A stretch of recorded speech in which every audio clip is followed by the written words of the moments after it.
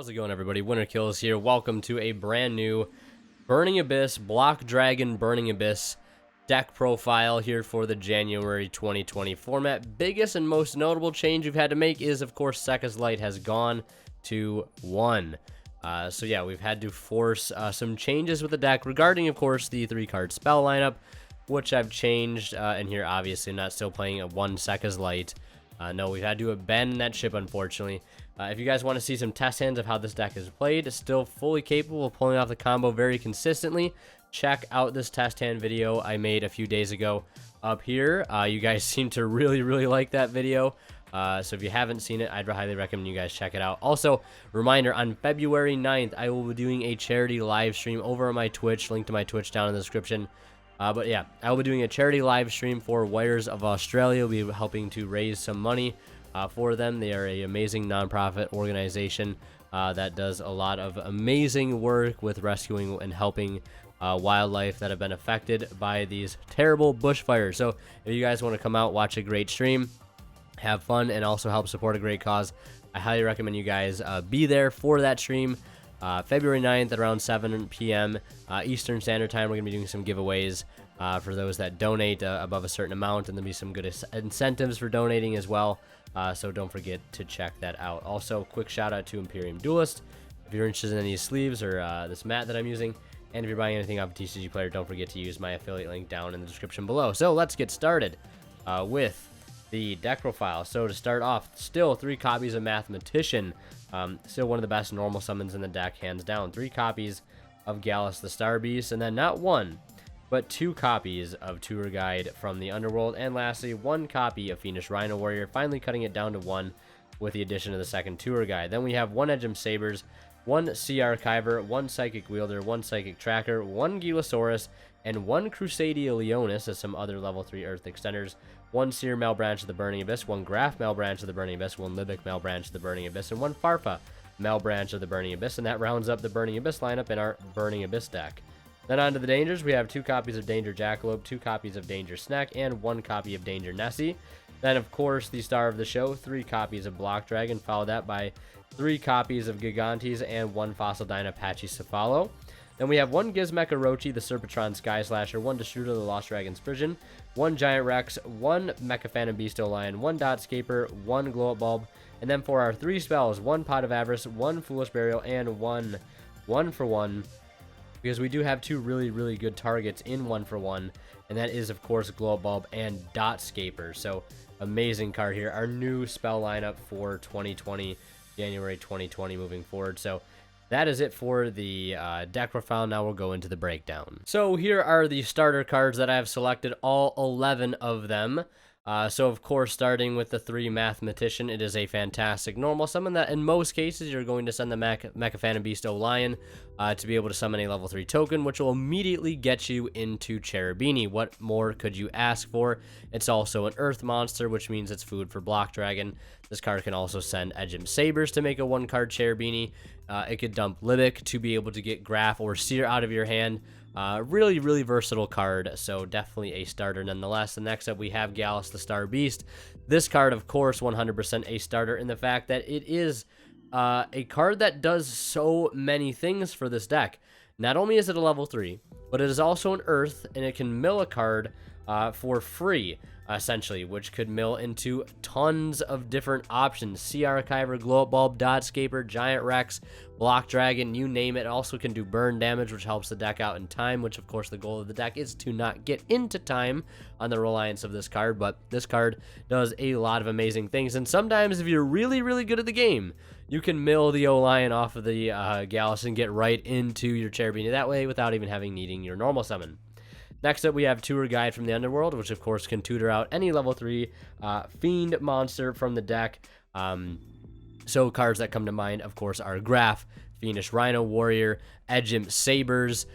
So this card can help tutor out essentially into that 1-card Cherubini, which is amazing. And sometimes you can get a little extra out of it for the 1-card Cherubini because it can bring this card out for free from the hand or main deck.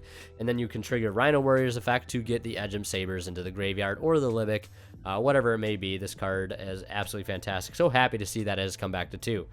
Venus Rhino Warrior. This card, yes, has gone to 1. I've been playing it at 2 in previous versions, but I would label this card a starter card for the specific reason that once on the field, it allows you to put any of your BAs on the board without having to worry about them self-destructing because of its protection effect it has for Fiend monsters.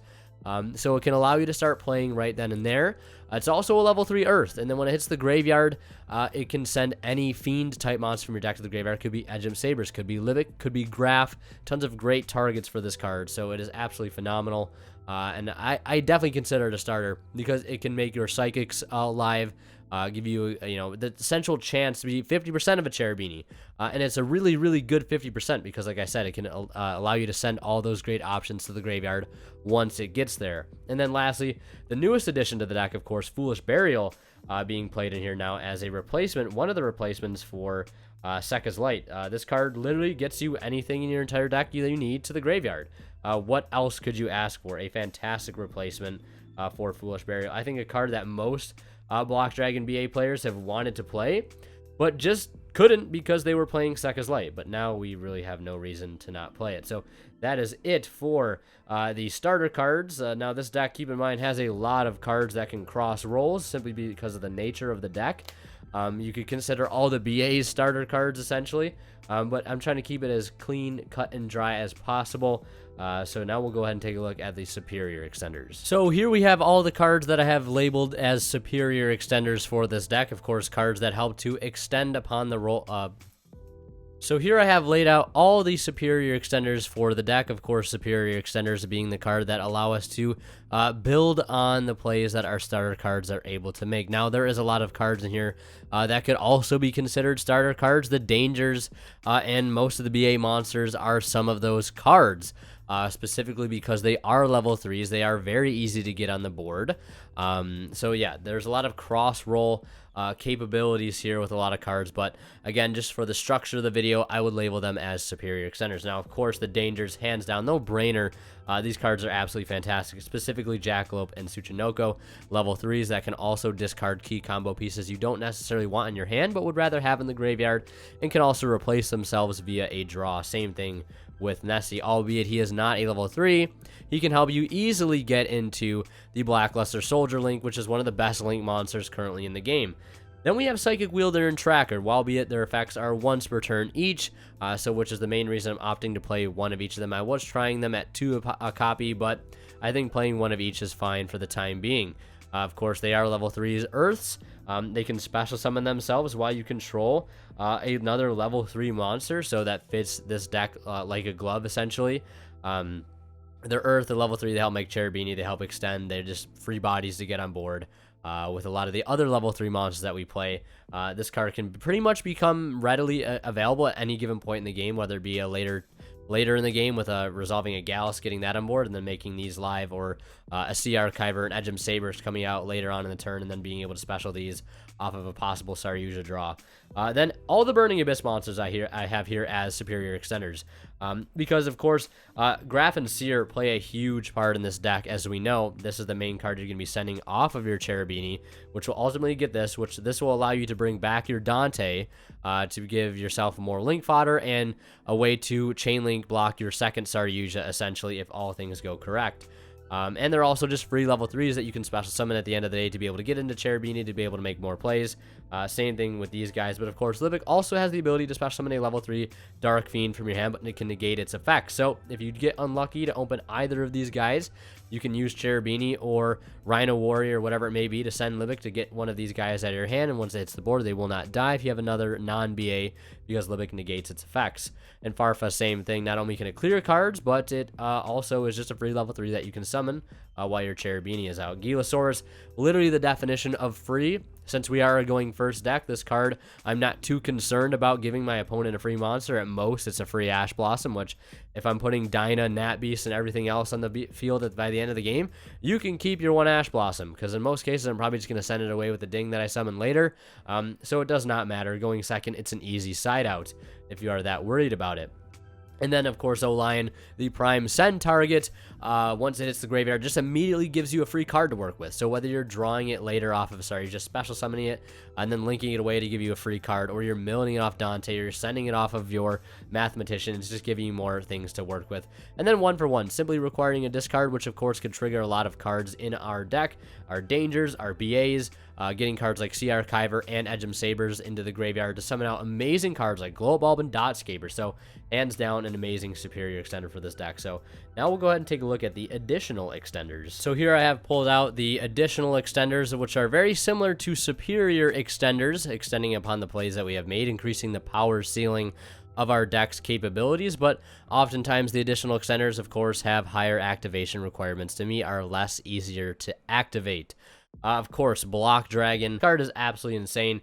It is a constantly reoccurring link fodder machine, essentially what it is, because this deck is so efficient at getting Earths into the graveyard, because of Dante, because of linking off massive amount of things into Saryujas over and over again. It's just an amazing recurable boss monster that you can use for link fodder, or to be able to summon cards like Dingirsu, and also searches out cards like Gigantes and Fossil Dino. What else could you ask for? And then speaking of Gigantes, of course, the 3 Gigantes, because once Block Dragon hits the field, or hits the grave from the field, you can add up to 3 rock-type monsters with different names. So you want to be able to, at most given points, depending on how late it is in the game, you want to be able to resolve Block Dragon to search that Fossil Dino. So that's why you want to max out on the amount of copies that you are playing for Gigantes, because you still, at the end of the day, want to be able to resolve that search effect to search Dino, which means you'll still need at least 1 Gigantes left in the main deck. And I see some builds play 2 Block Dragon. Literally makes no sense. You are losing out on so much consistency by not playing 3 Block Dragon. This card is a must at 3. You're going to be kicking yourself for those games that you don't either mill into it or draw into it, and it ends up costing you the game because you don't get access to this pivotal resource. Next up, the Gizmek Orochi. Yes, it does banish 8. Yes, it does have the potential of banishing cards like Fossil Dyna and Gigantes, but then again, why are you resolving Orochi before you've resolved your effect of Block Dragon? That's just sort of common sense at the end of the day. Other than that, this card helps for link fodder if you absolutely need it to be link fodder to get into Saryuja, but more importantly is an extremely readily accessible level 8 monster that helps you overlay into Dingirsu, which helps protect your Fossil Dino, which is what you're trying to do at the end of the day. Next up, we have Destrudo, the Lost Dragon's version. Of course, can summon itself out from the Handed Grave by paying half life. That is a very hefty cost to pay, so but nonetheless can come in very clutch to help modify its level, because you can use it to target Gigantes, make it a level 3 to overlay into cards like Leviair. Can be helpful in making cards like Curious because of its different typing. Then next up, we have Giant Rex. So this card is great in the graveyard. Not only is it an Earth, but is a level 4 Earth that when banished summons itself to the field, so it can help easily make cards like Nat Beast and be easy food for your Block Dragon.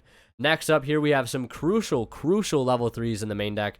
I'm playing the newly added Crusadia Leonis, the new beautiful super rare from OTS 12. This is a card I've been meaning to play in here, and this is a card that's been in and out of my main deck for quite some time, specifically because it can be very, very dead if you have a bad hand and you've already exhausted your normal summon and it's not getting you to where you need you to go, and you don't have a link arrow to get this on the board to. It's just going to sit and continue to make bad hands worse. But I didn't want to play 2 Gilasaurus. I figured I'd mix it up and play 1 Gilasaurus, 1 Leonis. So really excited to test this out. In theory, it's absolutely amazing. A lot of people have recommended to me, and I see no reason as to why I wouldn't like this moving forward over that second Gilasaurus, because again, Gilasaurus can be a little risky at the end of the day. Then we have Edgem Sabers. This card is absolutely fantastic. A prime send target off of your Fiendish Rhino Warrior. So 100% you need to play this. It can put cards back into the deck that you don't want. For example, if you open Fossil Dyna and you haven't resolved your Cherubini effect yet, you can use Edgem Sabers to put back the Fossil Dyna to the top of your deck. Then use Cherubini to dump Graph, and then reshuffle the deck, and then, then you can use Cherubini to dump Graft, of course, summon the Seer. Then the deck is reshuffled, putting that Fossil Dyna back into the deck, hopefully where you won't be able to see it until later once you resolve the Block Dragon. Then we have Sea Archiver again. It is a great level 3 extender, but you already need to have a link on board. You need to be summoned to that zone that link monster points to, and at that point you'll be able to resolve its effect. Then, of course, Dot Scaper and Glow Bulb. These cards are amazing. They help you do very specific things. Of course, Glow Up Bulb helps you to make Nat Beast and really does nothing else, but it also mills a card, I guess, which is incredible. So, I mean, you get a lot of value out of this card. Dotscaper is a recurring monster that not only can get itself on the board once it's milled, but can get itself on the board once it's banished by the Block Dragon. And then last but not least, the Pot of Avarice.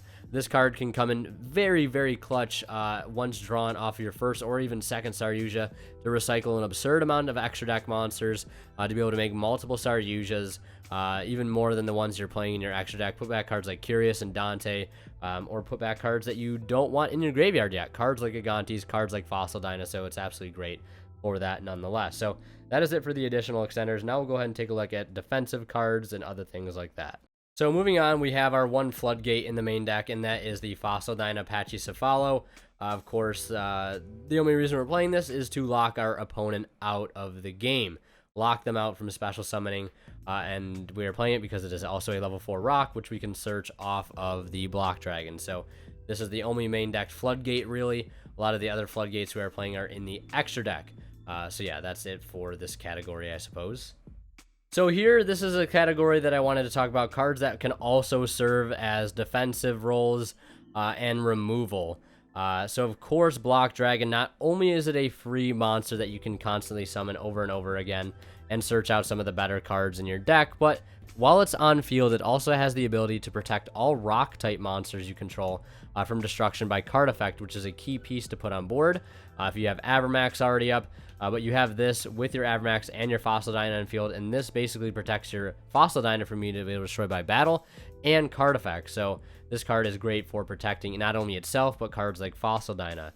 Then we have Gizmek Orochi, yes, which is a, again, easy summonable monster, of course at the cost of banishing 8, but it can also make Dingirsu, but of course it has that clutch effect to banish 3 from the extra deck to destroy a card on the field, or destroy any face-up monster your opponent has, so that is really, really nice nonetheless. And then of course Gigantes has a incredible graveyard effect. If this card is destroyed by battle, you can destroy all spells and traps on the field. So it actually is a heavy storm once it hits the grave if it's destroyed by battle. So in some matchups, some back row heavy matchups, you can just put this on the board and apply pressure just by trying to crash it. And then of course Farfa, last but not least, probably the greatest form of removal in this deck's entire arsenal. If it hits the graveyard, whether you mill it or just normal summon it outright just to banish something, it is great. Can clear a problem until the end of the turn, and also help extend your plays if need be also. So that's it for the bit of defense and removal. Now we'll go ahead and move on to the extra deck. So of course, just going through the extra deck here, Saryuja's main purpose is to draw into combo pieces, and also mainly the second Saryuja's purpose is to be able to special summon the Fossil Dyna from hand. A lot of people say you don't need the second Saryuja. I could not disagree more. The second Saryuja has come in clutch several times for me. Of course, Boral Sword is great for going for the OTK if your opponent does make you go second, which can happen sometimes if you do lose the dice roll or it's games 2 or 3. Boral Sword is great for going for the OTK, which you can do really easy with Block Dragon. Avermax, this card is great for protecting your Fossil Dyna. Very, very easy to get into with some Link 2s like Nightmare Cerberus and Phoenix, or any of the Link 3s we're playing, so this card is great for that. Then we have Blackluster Soldier, Soldier of Chaos. This card is absolutely fantastic. Very easy to get into with Block Dragon and Nessie, and in some cases Gizmek or Destrudo, whatever it may be. This card is great. Non-targeting removal. It cannot be destroyed by card effects or targeted by card effects. It's an insane boss monster, and it's also Earth. So sometimes if you're just getting this on board to be able to link off with this and this to go into this, you're just getting a free Earth in the grave at the end of the day, which is a bit of a win-win. Curious, very, very easy to get into. Well, not very easy to get into, but can be made rather easily in this deck, and gets really any immediately needed combo piece of the graveyard, and also mills 3 cards. So what else could you ask for? Then if it leaves the field because of an opponent's card effect while face up, you basically, and then it says basically if a face up, and then basically it says if this face up card is destroyed by battle or leaves the field because of an opponent's card, if this, opponent's card effect while it's in its owner's control. You can target one card in your graveyard and add it back to your hand. So if this card gets cleared, you just get to add back a card from grave for free. Cherubini, 2 level 3s. That's why we're so level 3 heavy in this deck. This card is so important. It sends Graph, summons Seer, allows you to get your whole combo going, prevents your BAs from dying. Can't, whatever it points to, cannot be destroyed by card effects. And if this card will be destroyed by battle or card effect, you can just send one of the card in your field to the graveyard instead. So really, really great built-in protection in there. Generic removal in the forms of Nightmare, Cerberus, and Phoenix. Cerberus is great because he is also an Earth. And then we have Dingirsu, which job is, of course, removal it proactively if going second to send a card, but also protects the Fossil Diner from battle or card effect by detaching. Beatrice is a bit of a plan B option to go into with the Appaloosa, which I just realized isn't in here, which should be in here. So I'll pull that out in just a moment. But yeah, Beatrice is great. A bit of a plan B option nonetheless, because we have no way to hard make it with this particular build, because I'm not playing Mali and Solkius just yet. But this card is great just as a plan B option. Dante, of course, mills 3. Fantastic, and adds back infinite resources, essentially. Levier summons back your banished card, so if they crow your Fossil Dyna, if they crow your Glow Bulb is a better example, you can just get it back off of this, or if you mill your Fossil Dyna, you can banish it off Block Dragon, and then the last part of your combo is using Levier to summon back the Fossil Dyna. And then last but not least, the Nat Beast, the best Floodgate we're playing in the extra deck, of course, turning off all spells. And then the last link monster, of course, is Appaloosa, which you don't have to play here in the main deck, but this card is great for a bit of a plan B option. If you get Lanciad, or if your opponent has an Ash in the right time, you can link everything off, mainly with the Cherubini, one other extender, the Dante with the Seer underneath it, link into this, and then make a Beatrice. So it helps for those great plan B plays. So yeah, that is it for the extra deck. Now we'll talk about the side deck. Right now, my side deck is looking something like this. This is just based off my locals, genuinely. So it could be subject to change to whatever your local meta looks like. Still have one more slot in here because of the Pankratops going to 1. I have no idea what that will be currently. But then again, Kumungus is great because it does help going second, and it is an Earth at the end of the day. But some cards I usually typically will side out consist of anywhere between 1 or 2 or maybe even 3 dangers. You could easily side out Aguilosaurus if you are forced to go second and you don't want that card to become an issue with the opponent getting cards back off of it. You could also side out a card like Crusadia Leonis, or a Destrudo if you're worried about going into time. There's a little bit less room in here to side things out because of so many great engine cards in here. You could also side out Libic potentially, but a lot of times I side him out, I always find myself missing him like a lot and really wishing I didn't side him out, and then it just makes things a little bit more difficult. But we have about 7, potentially even 8 slots here to side into, which is good in about a 40 card deck that this is. So yeah, that's going to do it for this profile. I hope you guys enjoyed. Leave a like if you did. And let me know what you think down in the comment section below. This deck is a lot of fun, and again, if you want to see the test hands I did for this deck a few days ago, check out that annotation up there in the top right or at the very end of the video, if I remember to put it there. And also, yeah, don't forget, charity live stream, February 9th. Yeah, thank you guys so much for watching. As always, Winner Kill signing out. We'll see you guys in the next one.